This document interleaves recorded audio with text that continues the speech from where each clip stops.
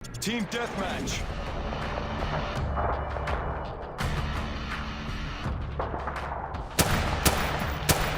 Rangers lead the way.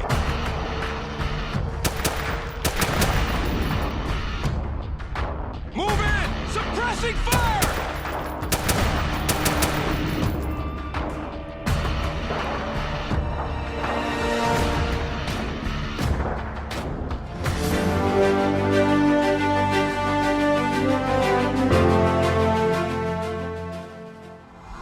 I'm here today with Corporal James Ramirez of the 1st Battalion, 75th Ranger Regiment. Him, along with the rest of Hunter 2-1, have been involved in some of the heaviest fighting from Richmond and throughout DC. Today, Jackal News has received exclusive access to interview the members of this heroic squad. Corporal Ramirez, it's an honor to finally meet you. Can you talk a little bit about just how a normal soldier such as yourself has been elevated to such a legendary status, seemingly overnight? Well, sure. We got the call pretty soon after the Russians started falling from the skies, and it's kind of been one thing after the other. You know, I feel like I've had to do so much without any help, but you know, I still manage. And what do you mean by that? I kind of became the errand boy pretty early on when I got to the squad. So for example, right, our sergeant, Foley, kind of made me do everything, you know? It started off pretty simple. Ramirez, cover us as we move up. Or, you know. Ramirez, take out that BTR. But then it just kind of started getting weird. What do you mean? So we're in DC, right? We're digging some trenches, we're putting up some fences, right? So then he looks at me and he says, Ramirez, do you know how to build a fence or just how to jump over them? And then he goes, oh, what am I saying? You can do both. And you know, I was just kind of taken aback by that. Yeah, I wasn't really sure what to think, but you know, we just kind of kept moving along. So I was talking to Dunn earlier, and he actually told me that Foley didn't even know I spoke English. Yeah, ever since he replaced Allen on the team, Foley has been asking me if Ramirez has his green card. I told him he's an American citizen. He thought I was from Mexico. I'm from Utah. Okay, I got a C in Spanish. So there was this other time, right, where we're in DC and we're crossing the reflecting pool, and then, I mean, Foley, he trips over, you know, he's face down in the water, he kind of rolls over and his whole assault pack, you know, everything back here just gets wet. So, you know, he was kind of embarrassed by that, and I helped him up. Then he kind of looked at me, he came in close, and he was like, is that what it felt like? So, right, earlier in the war, we were in Virginia after the invasion had just started, and we were ordered to go defend this burger town. Well, you know, we're crossing the parking lot from Nate's, and off to the left, you know, there's a taco to go, and Foley looks at me, you know, he's on the other side, and he says, Ramirez, I know you want to save the Taco Togo, but we just can't, I'm sorry. I don't even like tacos, that's the thing, they give me indigestion and heartburn. Gentlemen, I've been asked about starting a Patreon, and I've gone ahead and done it. I got 3 different tiers if you want to support the channel at all and get a little bit of content on the side. Go ahead and check it out. Link will be in the description below. Otherwise, let's get back to the video.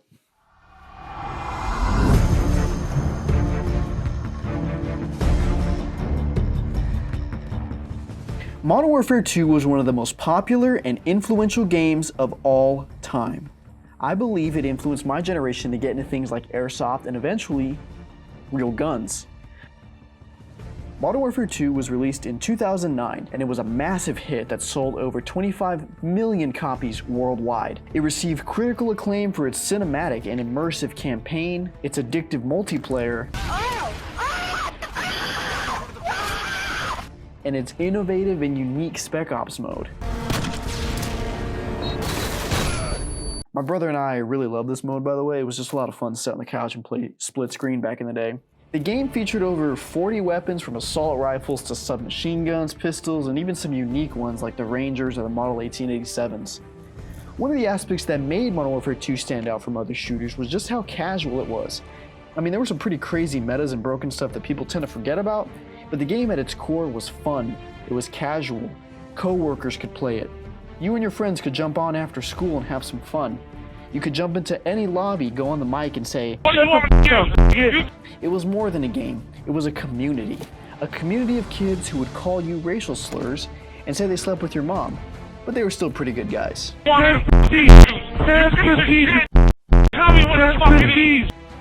The developers seem to have put more effort into their games then as well. There are still developers who care and make good games today, sure, but don't expect that to be Infinity Ward.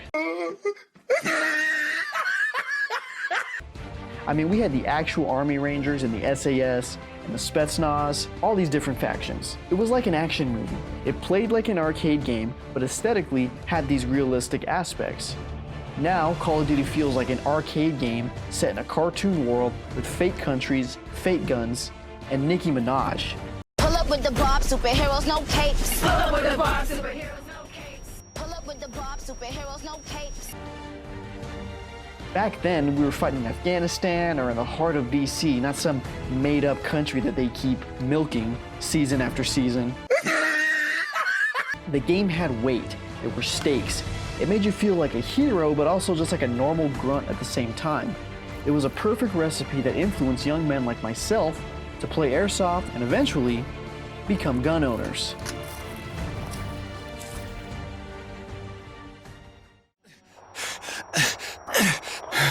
Be advised.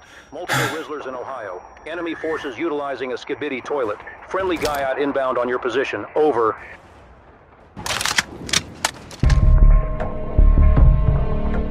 Modern gun culture 6.0, or whatever we're on, is all about the training and the nice gear. Squared away gun owners usually have reliable firearms and body armor, night vision, high quality optics and lights, etc. YouTube is largely responsible for this shift in culture. Channels like T-Rex Arms and Garantham are just a few names that have largely created this current culture we have. Garantham was in the military, but what influenced a guy like Lucas Botkin? Lots of his early content appears to be heavily influenced by shooters like Call of Duty and Battlefield. So how did a channel like his influence so many people? He knew exactly how to speak to the average American kid who grew up in the 2010s. He spoke to us by making gun ownership sound like COD. His cinematic movie style mixed with his first-person shooting perspective was entertaining and genuinely fun to watch. We recognized guns like the Scar H or the MP5 not because we were interested in the latest firearms innovations, but because we played video games and airsoft. Being a generation who was raised by video games and movies, we ate this kind of content up like crazy. Older generations saw movies like Dirty Harry or The A-Team and went out and bought Smith & Wesson Model 29s or Mini 14s. It's in the nature of men, I think, to see a literally me character and download their new personality. That's why the media we consume is so important. We know it, and so does the other side. That's why terrible governments like those in Canada, Australia, and California move to restrict things like airsoft. They know how important this stuff is. Modern COD, on the other hand, has a terrible gun naming system. They literally call the AK the cast-off. Modern developers are afraid of either glorifying guns or being blamed for the next mass shooting. It's not the heavily medicated nut job that was tipped off to the FBI 12 times. It's because we called the Scar and not the TAC-56, or whatever they're calling it. If you're over the age of 25, there's a good chance you grew up in the greatest era of gaming. Maybe that's a little biased. I'm sure there's a guy out there who played Atari and thinks he grew up in the golden era of gaming, but that's besides the point. COD was never realistic, but it had just enough to get us into guns. Of course, not everyone who played these games became avid 2A advocates, that's not what I'm saying, but it did strike a nerve with a lot of us. According to Pew Research, on average, women who own a gun or have owned one in the past report they first got their gun when they were 27 years old, compared to men who say they were 19 when they got their first gun. Now, what do you think a 19-year-old guy in this country who buys a gun, what do you think he's been doing for the last 10 years? I think for many out there, guns have always been a normal part of life. If you live rurally, you grew up hunting or shooting, this video isn't really talking about you, but more for the suburban city kids, like myself, who never went hunting or shooting growing up. I only experienced guns from video games and movies. When I first held the Beretta M9 in boot camp, all I could think of was, this is just like Battlefield 3. Now that I love guns, I'm going to teach my kids how normal gun ownership is. I want the idea of not owning a gun to be foreign and bizarre to them. I also live far away from any major city and secluded on an undisclosed amount of acres, so this is going to be normalcy for my family. But there are still many kids out there whose families don't have guns or are maybe outright against them. To that next generation of gun owners, their only exposure to firearms is going to be behind a screen or in the airsoft field. So although Call of Duty may not be what it once was, I think the value of it cannot be overstated. I applaud games like Ready or Not and Ground Branch for their realism, but I think they lack that casual factor. Those are games made for guys like us that are already into guns. I don't think that's going to interest new gun owners. I think to interest new gun owners, a game has to be fun and casual first. Casual Roblox game that uses M4 and AK-47 are way more effective than a turbo-realistic snooze-fest game that is essentially a cool tech demo, but they don't have that fast-paced, casual, COD-style gameplay. To wrap it all up, I think gaming has had a serious impact on modern gun culture. I mean, look at everyone's first AR build, and the odds are it's been heavily influenced by a red dot sight they saw in a game. Maybe Modern Warfare 2 wasn't your game, but maybe CSGO, or Halo, or Battlefield were.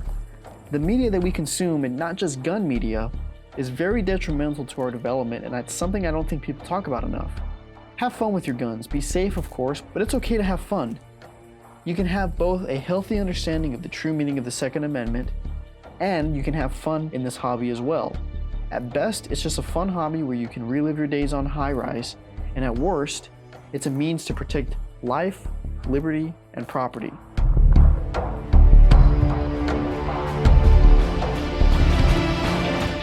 Ramirez, necesito you to blow up that helicopter.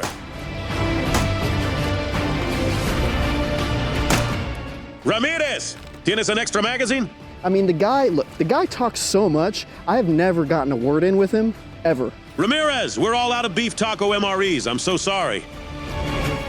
Ramirez, make the new Infinity Ward produce an actually good Call of Duty game.